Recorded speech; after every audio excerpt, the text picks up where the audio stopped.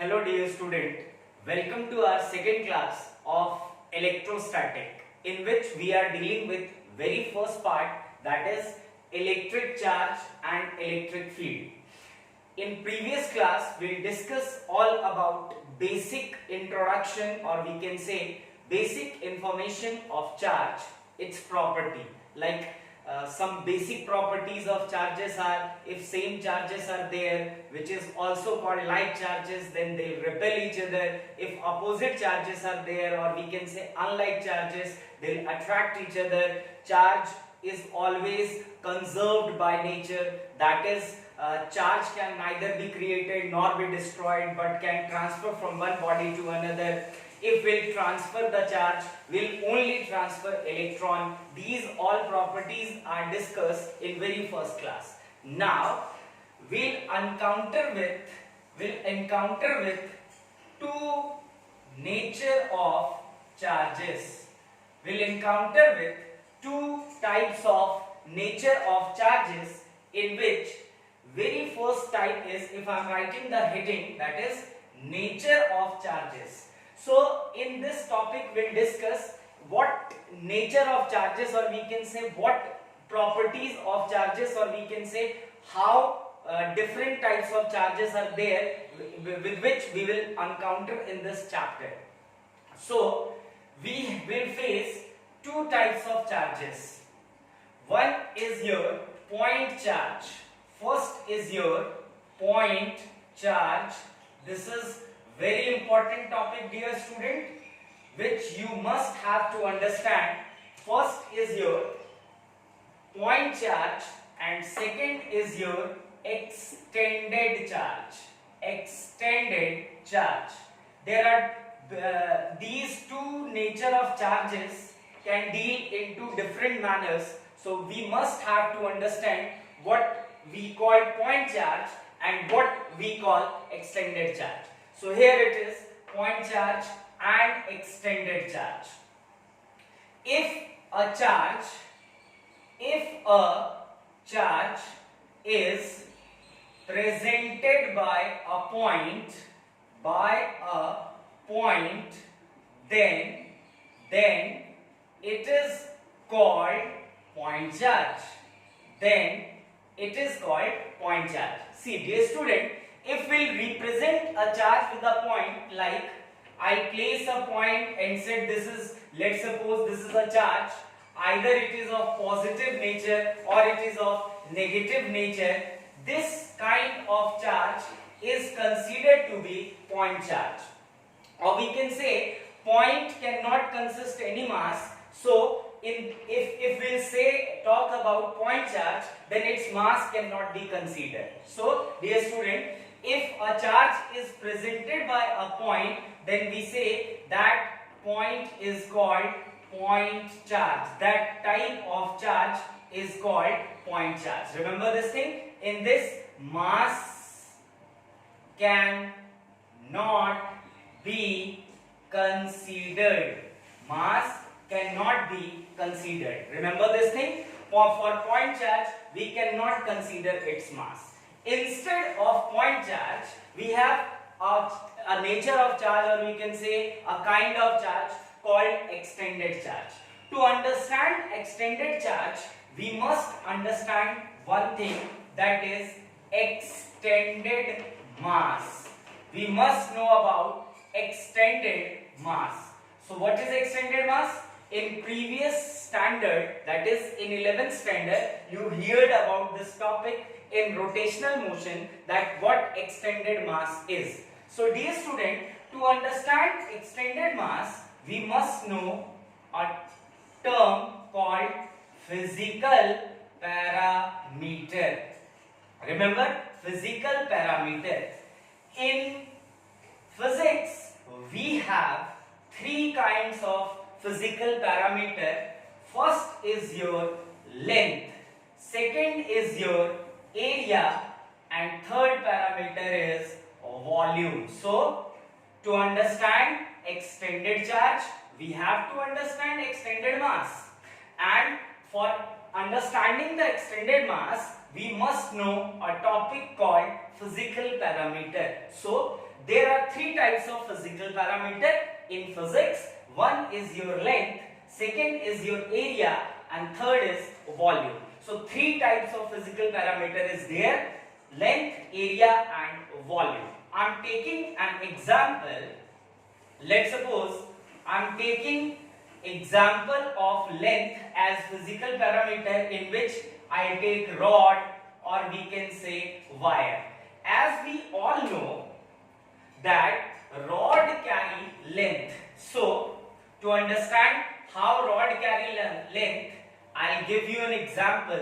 I'm asking you a question, that is, let's suppose we have a rod, uniform rod. See, two kinds of rod are there. I'm only talking about uniform body. Remember this thing? I'm talking about uniform.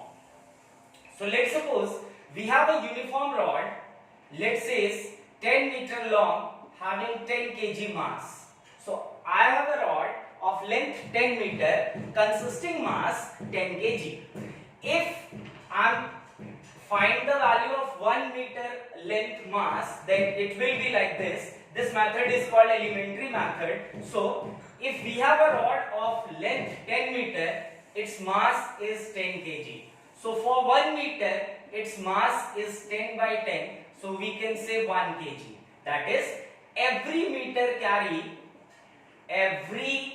meter of rod carry mass of 1 kg. So remember, we have a rod of 10 meter length, consisting mass 10 kg. I'll find for 1 meter rod, the mass is 1 kg. So if I eliminate 1 meter rod from here, now the length of rod is 9 meter. So if I am asking you that if we eliminate 1 meter length rod from 10 meter, the remaining length of rod will be 9 meter, and after removing 1 meter length from the rod, its mass also be changed. Now its mass become, for 10 meter it is 10 kg, every meter carry 1 kg mass. So now the left length of rod is 9 meter, hence its mass also be 9 kg. If I am removing 1 more meter from this rod, now its length will be 8 meter, hence its mass is also be changed. Now its mass will be 8 kg. As every meter of rod consists 1 kg mass, if I'm adding 1 meter, its mass increases by 1 kg. If I'm removing 1 meter, its mass decreases by 1 kg. So we can say here that, we'll see here that the length of rod, if changes, then its mass change. So what is the meaning of extended mass? Extended mass are those body whose mass depends on any of the three physical parameter. Remember this thing? If I am writing the definition of extended mass, then extended mass are those body. Extended mass are those continuous bodies whose mass depends on any of the three physical parameters. Those body whose mass depends on any of the three physical parameters. Either its mass depends on length, either its mass depends on area, either its mass depends on volume. If its mass changes, only if we change these out of the three parameter, any of the parameter changes, then the mass of body changes. That kind of body is called extended body. For example, if I am taking length, so rod is basically depends on length, its mass depends on length, hence it is extended mass. If I am talking about area, we'll take, let's suppose, hollow sphere. Hollow sphere carry area because it consists only outer surface. Inside the holosphere nothing is there, so we can say holosphere depends on area, hence its mass depends on area, so we can say holosphere is an extended mass. If I am taking volume, and if I am taking example of volume, let's say solid sphere. Solid sphere is an extended mass, as solid sphere carry volume, hence its mass depends on volume, so we can say solid sphere is an extended mass. So remember this thing, there are two types of masses, one is point mass and another is extended mass. Point mass is presented by a single point. Similarly, extended mass are those mass whose mass depends on any of the three physical parameters. For example, if I am taking rod consists physical parameter in form of length, hence it is an example of extended mass. If I am talking about area, then if we are talking about area, then for example of area is holosphere. The mass of holosphere depends on area, hence it is an example of extended mass. Similarly, if I am talking about physical parameter in terms of volume, then I take example of solid sphere. So mass of solid sphere depends on volume. If we have to change the mass of solid sphere, we have to change its volume.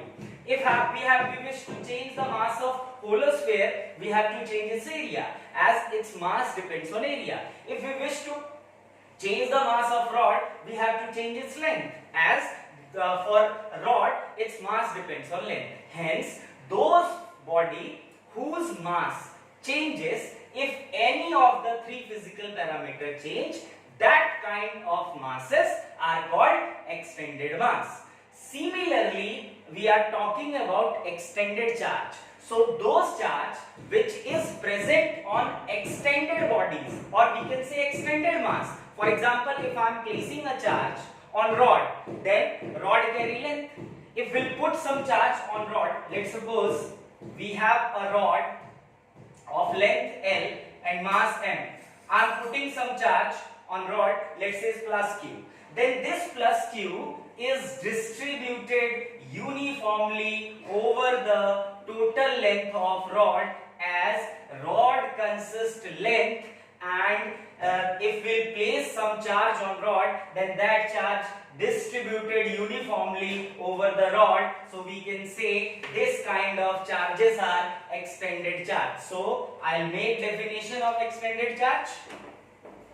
Try to write by your own. Extended charges are those charge. Extended charges are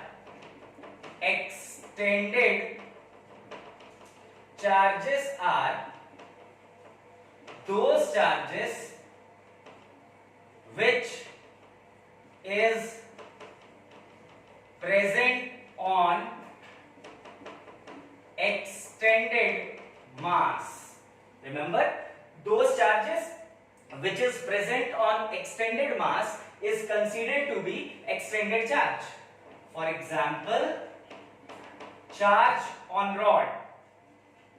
Charge on rod is considered to be extended charge, as charge distributed over the length of rod, and rod is an extended mass, so the charge present on rod is considered to be extended charge.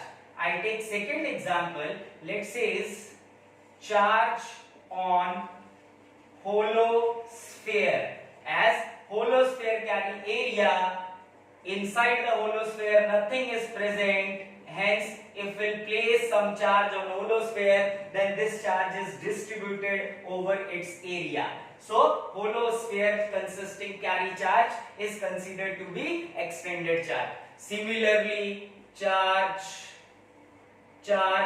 on solid sphere. If I am putting some charge on solid sphere, then this kind of charge is considered to be extended charge, as solid sphere is a continuous mass or continuous body. If we take a solid sphere and place some charge, then this charge uniformly distributed over, inside and outside the solid sphere. So solid sphere is considered to be what, beta? Solid sphere is considered to be extended charge, or we can say the charge present in solid sphere is considered to be extended charge. So if I conclude here, then what I'll say? I'll say that charges is of two types. First is your point charge and second is your extended charge. Point charge are present in form of point. Nothing more than this will be in point charge. In extended charge, we'll say if the charge is present on extended body or extended mass.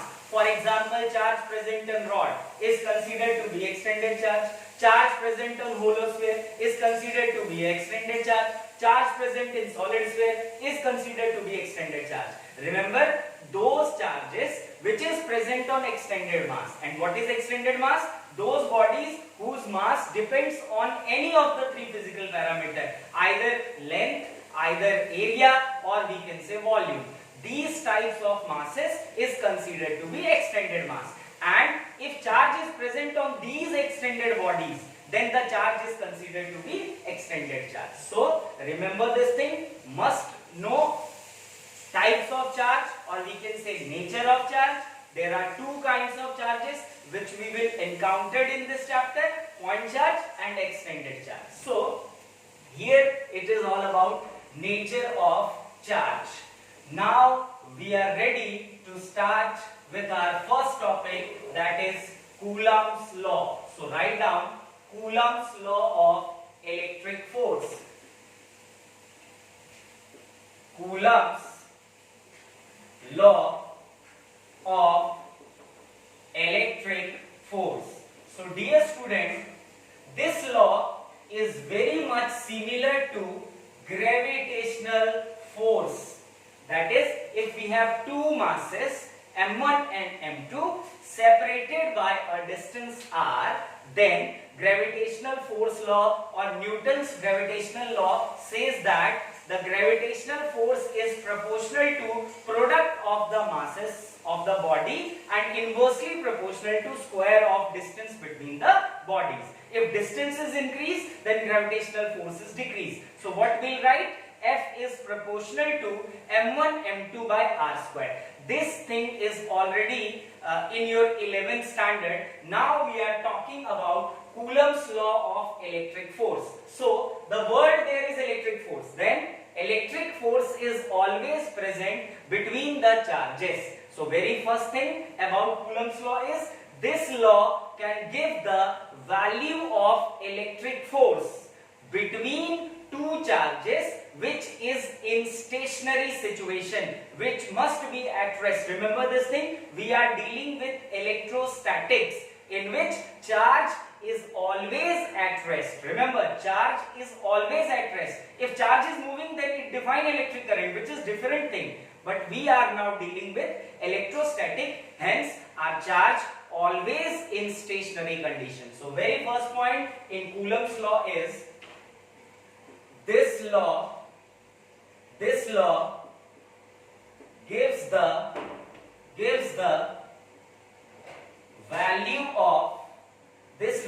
gives the value of force of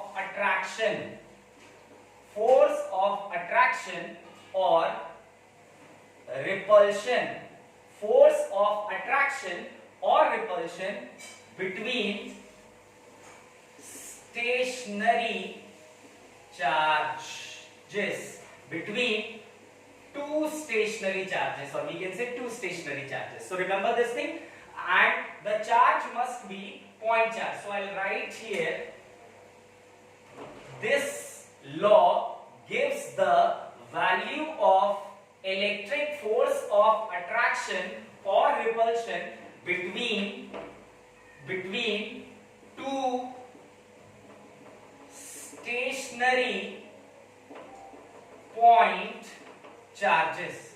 So this is what Coulomb's law is. Remember this thing. This law is not valid for extended charge.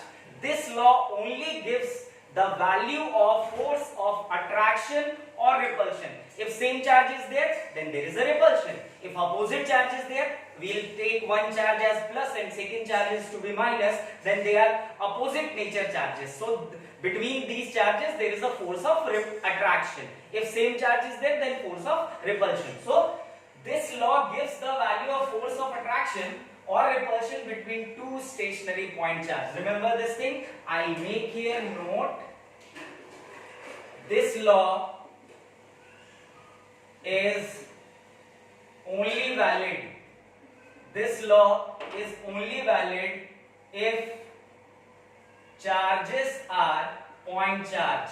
Remember this thing, if extended charge is there, then Coulomb's force law is not valid. Coulomb's law is not valid. So what this law says? This law says, if we have 2 point charges, let's suppose first charge is Q1 and second charge is Q2, separated by a distance. Let's suppose the distance between these two charges is R, then the force of attraction, the magnitude of force of attraction or repulsion. First law says the magnitude of force of attraction or repulsion between two charges is proportional to the product of magnitude of the charges. So I'll write here first law, the magnitude of force of attraction. Remember, we are talking about magnitude of force because force is a vector quantity which depends on magnitude as well as direction. So in this law, right now we are taking only magnitude of force, not in terms of direction. So the magnitude of force of attraction or repulsion, if same charge is there, then force of repulsion is present. If opposite nature of charge is there, then force of attraction will take place. The magnitude of force of attraction or repulsion between two charges. Remember this thing, charge must be point charge. It is not valid for extended charge. That is, if we have two rods consisting charges, then Coulomb's law is not valid, as charge present in rod is considered to be extended charge. So Coulomb's law is only valid for point charge. So what this law says, the magnitude of force of attraction or repulsion between two charges is proportional to the product of magnitude of the charges. If I'll write it in mathematical form, we'll write here, force is a vector but we are taking only magnitude of force is proportional to product of the magnitude of charges. So I take magnitude of Q1 and magnitude of Q2. This is your Coulomb's first law. First law. That is, magnitude of force is proportional to magnitude of the product of charges. One more thing you have to remember is, if I am solving the question with the help of Coulomb's law, then remember this thing, we never take the sign convention of charge. Either charge is positive or negative. We don't use plus or minus symbol when we are solving the question, because in Coulomb's law, the force is proportional to magnitude of charges. There is no need to take the nature of charge, it will be positive or it will be negative. So I'll write here in form of note for first law, we can not take sign of charge. It doesn't matter charge is positive or negative. So first law is the magnitude of force of attraction or repulsion between two charges is proportional to the product of magnitude of the charge Coulomb force is proportional to magnitude of Q1 and magnitude of Q2. Second law says the magnitude of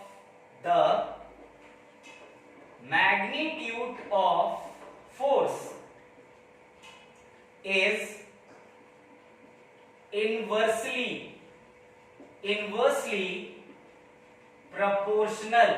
The magnitude of force is inversely proportional to the square of the distance between the forces. So I'll write here, magnitude of force is inversely proportional to square of distance between the charges. Square of distance between the charges. This is your second law. So first law says the magnitude of force of attraction or repulsion between two charges is proportional to the magnitude of the charge. That is, magnitude of F is proportional to magnitude of Q1, magnitude of Q2. And second law says that the magnitude of force is inversely proportional to square of distance between the charges. That is, F inversely proportional to square of distance between the charges, which will take R.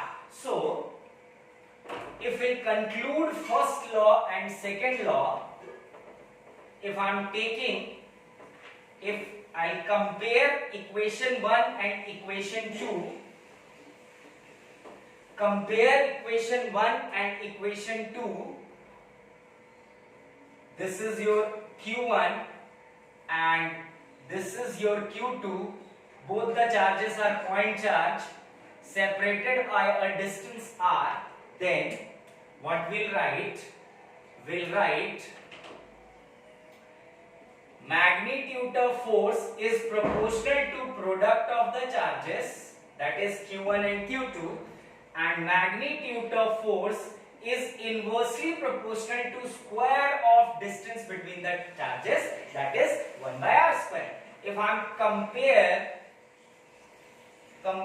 equation 1 and 2, we'll get F proportional to magnitude of Q1, magnitude of Q2 upon R square. This is the combined form of Coulomb's force, which is magnitude of force is proportional to magnitude of Q1, magnitude of Q2 upon R square. As we all know, we never deal with proportionality. For removing proportionality, we have to introduce a constant. So I write this force with a constant, which is K, Q1, Q2 upon R square. This K is Coulomb's force constant. Coulomb's force constant. This K is also right to be 1 upon 4 pi epsilon naught. Remember, this thing is epsilon, and along with 0 it pronounced as epsilon naught.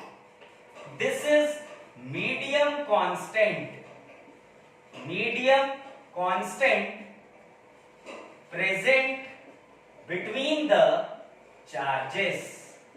What type of medium is present between these two charges?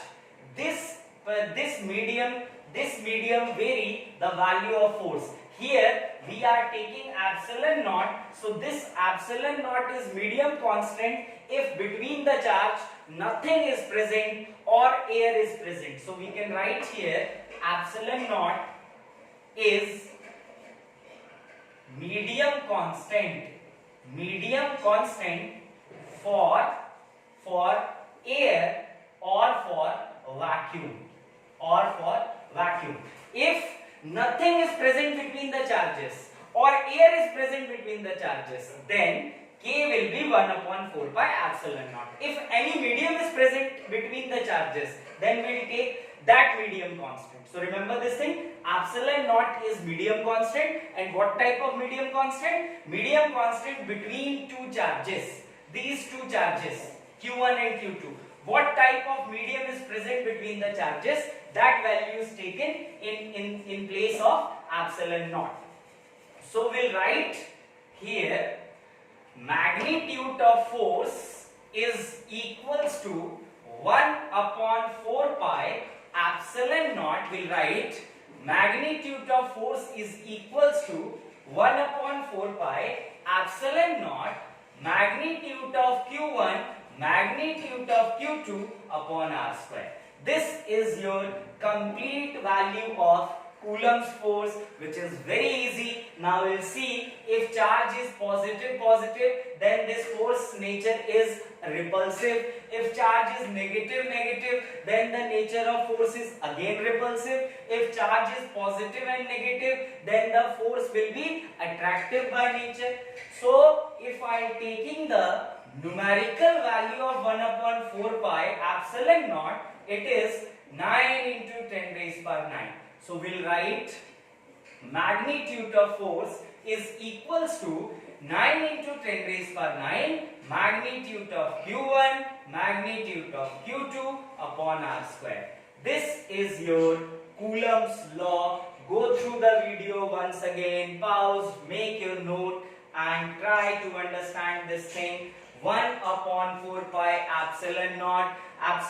Epsilon naught is basically medium constant. What type of medium constant is this? The medium which is present between the charges. If between charges nothing is there, or we can say air is there, then we'll use epsilon naught. If any medium is present, then we'll take the value of epsilon naught related to that medium.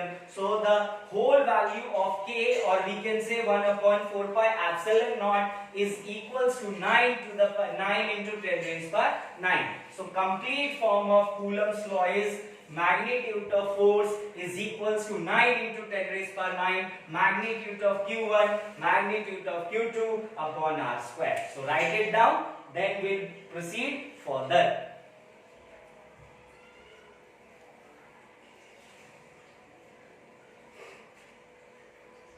I hope you all understand Coulomb's force law. Now we'll discuss this law. We'll discuss more thing about this law. So dear student, I'll make some note. Very first note is you have to remember all this thing.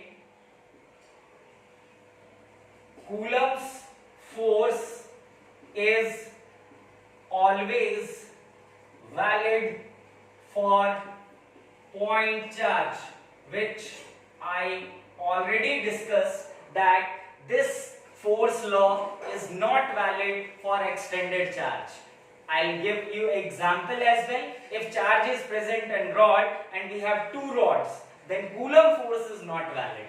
Second point is we will always take the magnitude of charges. We never take the sign convention of charge. Charge may be positive or negative, doesn't matter. We'll only take the magnitude of charge, which is in form of value. So Q1 and Q2. Third point is very important to understand that this force, or we can say Coulomb force, is always acts line joining between the charges. What this point implies, I'll explain you here. This is the point which joining the center of the charges. So remember this thing, this force is always acts line joining the center of the charges. That is, if I am taking this charge to be positive and this charge to be again positive, then we all know that positive is considered to be like charge and like charge repel each other. So if I am taking this as A and this as B, so A is experienced force by B, repulsive force in this direction.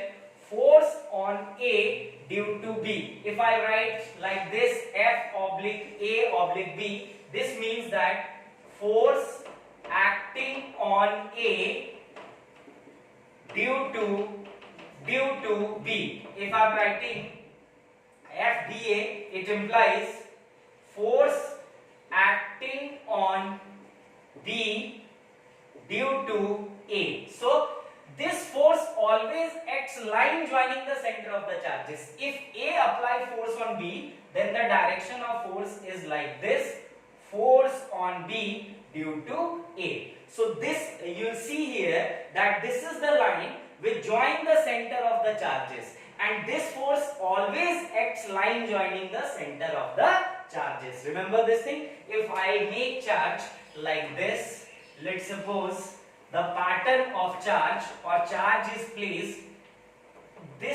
in this way. Let's say this is your A charge and this is your B charge. Consider it Q1 and Q2. So this is the center of, these are the center of charge and line joining the center of charge. If I am taking this charge positive and this charge positive and this charge should be negative, then we all know that positive and negative, between positive and negative charge there is a force of attraction. So A attracted towards B like this, force on A due to B, and B attracted towards A, that is force on B due to A. So you will see here that this force, Coulomb force, is always acts line joining the center of the charges. You have to draw a line which join the center of the charges, then apply the Coulomb force along that line, not to be in any direction. Always remember this thing, the Coulomb force is always acts line joining the center of the charges, consisting magnitude F is equals to K Q1 Q2 by R square. Again, one more important point is there. If medium between the charges, let's suppose right now medium between the charges is here. If same pattern is immersed inside water, then medium between the charges is water. So the value of Coulomb force changes, even distance remains same, even magnitude of charge remains same. So we can write here next point that the magnitude of Coulomb force changes, the magnitude of Coulomb's force changes if medium between the charge change.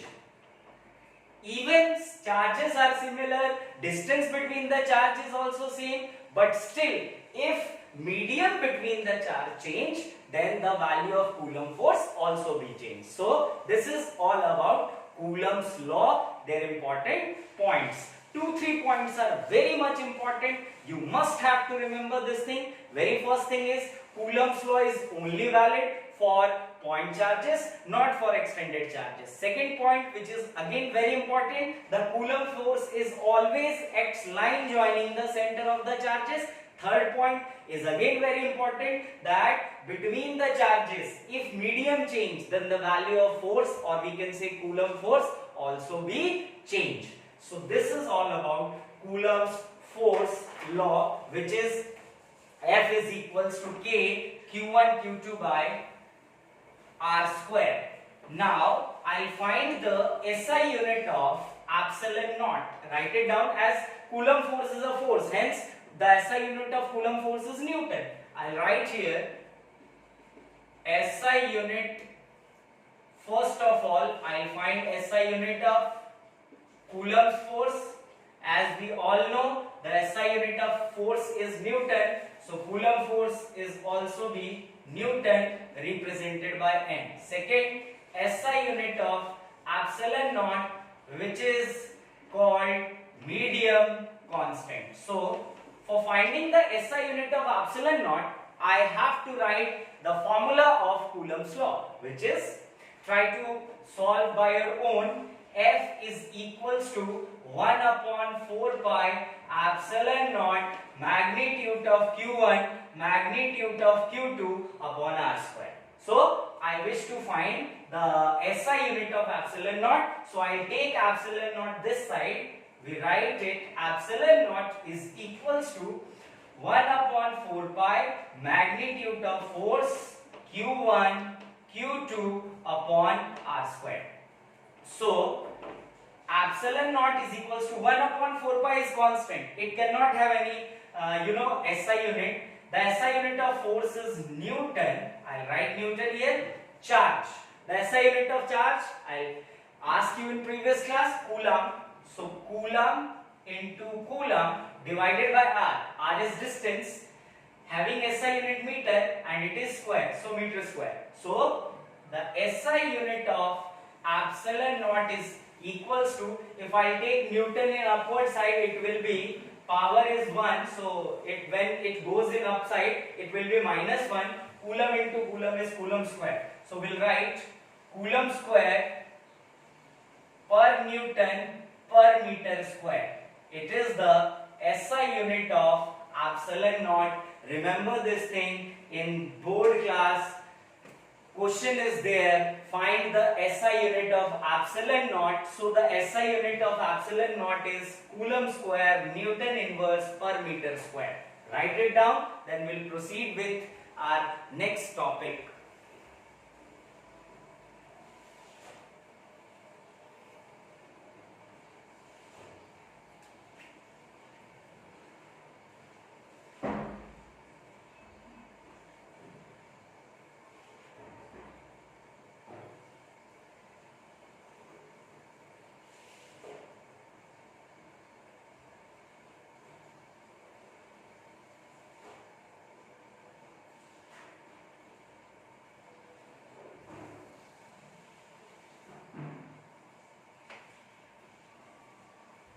So, I'll try to solve a question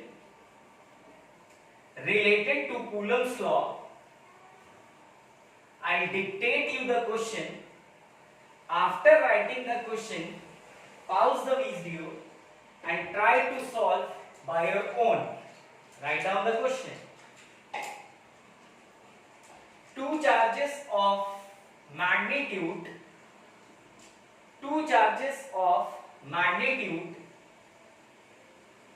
2 coulomb and 4 coulomb. 2 charges of magnitude 2 coulomb and 4 coulomb placed in air separated by a distance of 2 meter. Separated by a distance of 2 meter, find the nature and magnitude. Find the nature and magnitude of the Coulomb force. I'll repeat once again. Try to solve by your own. Two charges of magnitude 2 coulomb and 4 coulomb. 2 coulomb and 4 coulomb placed in air separated by a distance of 2 meter. Placed in air separated by a distance of 2 meter. Find the value of Coulomb's force. Find the value of Coulomb force, and we also have to write the nature of Coulomb force. So we all know that the magnitude of Coulomb force is equals to K Q1 Q2 by R square. So value of Coulomb force, we know the value of K. The value of K is 1 upon 4 pi epsilon naught, which is also equals to 9 into 10 raised per 9. So I'll write 9 into 10 raised per 9. Magnitude of Q1 it is 2. Magnitude of Q2 is 4. Divided by R square it is 2 ka square. So value of Coulomb force is equals to 9 into 10 raised power 9 multiply 2 multiply 4 divided by 2 into 2. So 2 get cancelled, 2 2s are 4. The value of Coulomb force, magnitude of Coulomb force is equals to 9 2s are 18 into 10 to the power 9. And the SI unit of Coulomb force is Newton.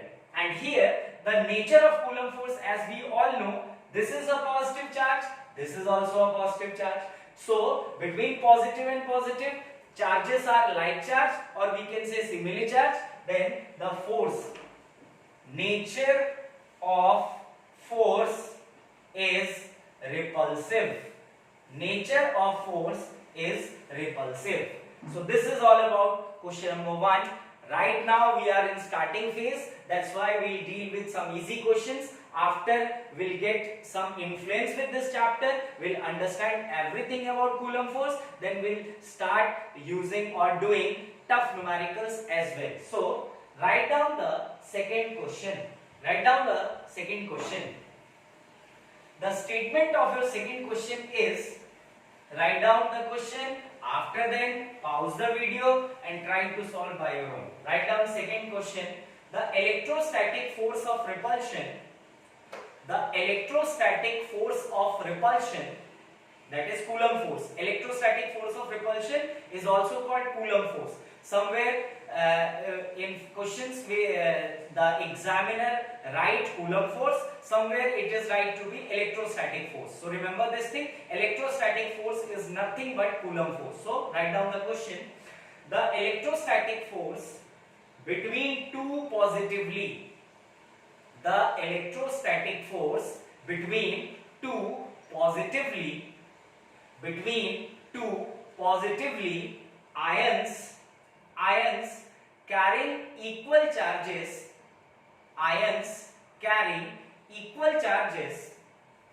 3.7 equal charges. So two ions is there. One is considered to be Q1, second is considered to be Q2, but both the charges are similar. So Q1 is equals to Q2 is equals to, we'll take Q1 and Q2 as Q, is 3.7 into 10 raised power minus 9 Newton. 3.7 into 10 raised power minus 9 Newton. When they are separated by a distance of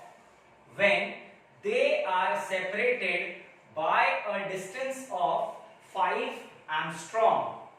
5 angstrom. Again, angstrom is the unit of distance.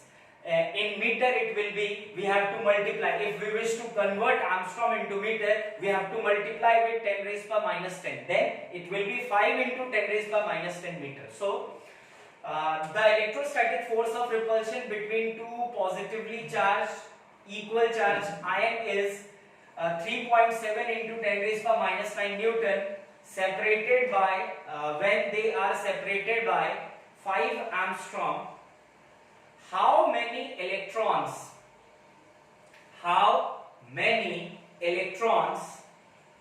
are missing? How many electrons are missing? How many electrons are missing? I'm so sorry. Here this value is of force. This value is of force, not for charge. We have to find the charge. So the question is, how many electrons are missing from each ion? How many electrons are missing from each ion? So we have to find the number of electron which is missing from each ion. So we have to find n. So we all know Q is equals to Ne. So if I wish to find n, it will be Q by E. Before finding how many electrons are missing, that is the value of n, we have to find the value of Q. Here in this question, it is said that charges are same, that is Q1 and Q2 is equals to Q. So dear student, this question is your homework. Try to solve by your own. You have to apply the formula of Coulomb force. Charges are similar. Find the value of charge, put in this equation or in this formula, you'll get your answer. So thank you so much class. I hope you all understand Coulomb force. Try to understand. If you are not, rewind the video, make your proper notes and try to solve the question with assumptive values. In next class, we'll discuss more about Coulomb's law in vector form, and we'll detail with numericals. Thank you for today. Thank you so much. Stay safe. Take care.